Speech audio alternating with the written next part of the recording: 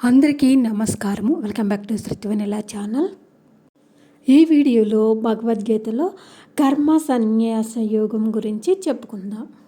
ఇంద్రియముల కొరకే పనిచేస్తాయి అని తెలుసుకోవడమే నిజమైన జ్ఞానం అనే భావనను అర్జునునికి చెప్పిన జ్ఞానమోహాన్ని పెంచుతున్నది.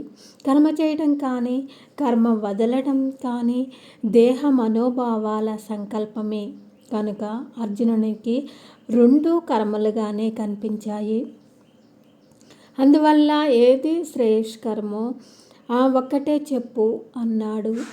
ఈ స్థితిలో అర్జునునికి కర్మ చేయడంలో కానీ వదలడంలో కానీ ఉన్న ప్రత్యేకత ఏమీ కనపడటం లేదు.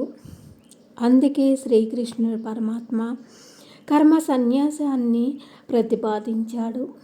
దాని మూల సూత్రం ఇది. అన్నంతో పుట్టిన భూతాల వలన దేహం చేయబడి నేను నా అనే భావనలో బంధాల్లో ఇరుక్కుంటున్నది. బ్రహ్మమయమైన భావం జననం మరణ చక్ర పరిధిలో ఒక క్రియగా కర్మగా కనిపించి క్రియ కనుక దానికొక కర్తను, కర్మ కనుక దానికొక ఫలాన్ని, కర్తకు దాని ఫలానుభవంగా పాపపుణ్యాలను తప్పనిసరిగా చేస్తున్నాయి. అందువలన కర్మ సన్యాసంలో ఈ చిక్కును విప్పవలసిన అవసరం ఉంది. జగత్ అంటే జననం మరణము కలది. ప్రపంచం అంటే సృష్టి స్థితి లయ తిరోభవ అనుగ్రహములు కలది. ఇవన్నీ పంచకార్యాలు.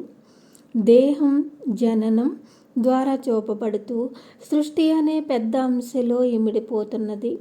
దేహం మరణం ద్వారా విశ్లేషం అవుతూ లయం అనే పెద్ద అంశలో ఇమిడిపోతున్నది.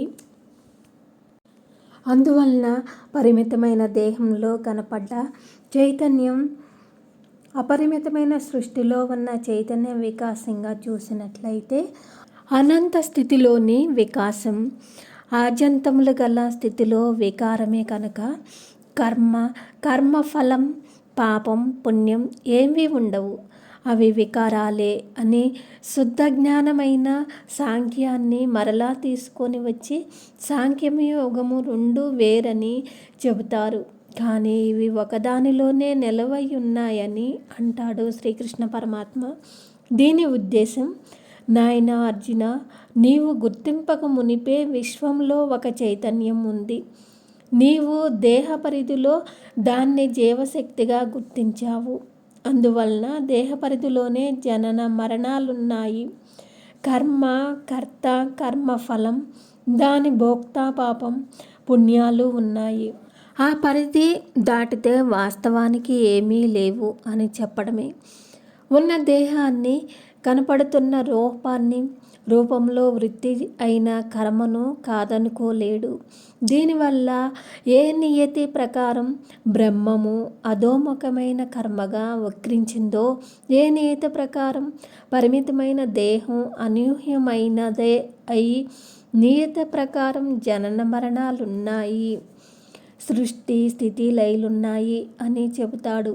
అదే నియతి ప్రకారం ఇంద్రియాలు పనిచేస్తాయి. కానీ నేను చేస్తున్నాను అని అనుకోవడం వల్ల కాదు. ఎప్పుడైతే దేహం ఉపాధిగా గల కర్మను రద్దు చేస్తున్నాడో, కర్మకు రూపపరమైన యజ్ఞాన్ని, కర్మకు అరూపమైన బ్రహ్మను కూడా రద్దు చేసి బ్రహ్మ నిర్వాహణమును చెప్పవలసి వచ్చింది. అనగా రూపం ఉంది కనుక రూప ఆ రూపాలను సాధిస్తున్నావు. రూపం లేనట్లయితే అవి రెండూ ఉండవు. అవి రెండూ లేనివాడు ద్వంద్వరహితుడు.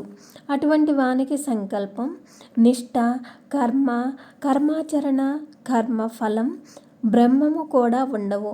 అటువంటి వానికి ఇది గొప్పది, ఇది తక్కువది, ఇది పవిత్రము, ఇది నీచము, ఇది ఆకారము, ఇది వికారము అనే భావాలుండవు. అప్పుడు ఇంద్రియగతమైన జ్ఞానం వాసనారాహిత్యాన్ని పొంది అక్షరమైన శాంతిగా ఉంటుంది. అటువంటి వానిలోని సత్వమే అయిన జ్ఞానం సూర్యుని వలె ప్రకాశిస్తుంది. దీన్ని బలపరచడానికి రూపఖండన కూడా అవసరమైంది. అక్కడే యుక్తి అనే దాన్ని ప్రవేశపెట్టాడు. ఇచ్చ, కామం, క్రోధం అనేవి 3 యుక్తికి ఆటంకాలే. గుర్తింపు వదిలి ఇచ్ఛను, వేగమును వదలటం ద్వారా కామ క్రోధములను దాటిన వాడు సంకల్పం లేనివాడయ్యి శ్రద్ధతో శాంతిని పొందుతాడు. అటువంటి వాని బాహిరమైన ప్రవర్తన తామరాకు మీద నీటి బొట్టులా ఉంటుంది. అతడు నేను, నాది అనుకున్న, కర్మ చేసిన మానిన ఫలం ఏమీ ఉండదు. ఏమీ అతడిని అంటుకోదు. వాసన ఎరగని ఆ తనంలో అతడు జనన మరణ చక్రం నుండి దూరమవుతాడు. ఈ సందర్భంలో ప్రయత్నపూర్వకంగా విషయముల నుండి అంతర్కర్మను కావలసిన అవసరం, కామక్రోధాలను దాటవలసిన అవసరం, సంకల్పం విడవలసిన అవసరం కనిపిస్తుంది. అక్కడే ఆత్మ సంయము యోగానికి ప్రతిపాదన జరిగిద్ది. కర్మను ఖండించడం ద్వారా భగవద్గీత పూర్వాంశను ఖండించి వేదాంత దర్శన ప్రతిపాదనకు అవకాశం ఇస్తున్నది. అదేవిధంగా కర్మను ఖండించి వేదముల పరిధిని దాటి భగవద్గీత ఉపనిషత్తుగా మార్పు పొందుతున్నది.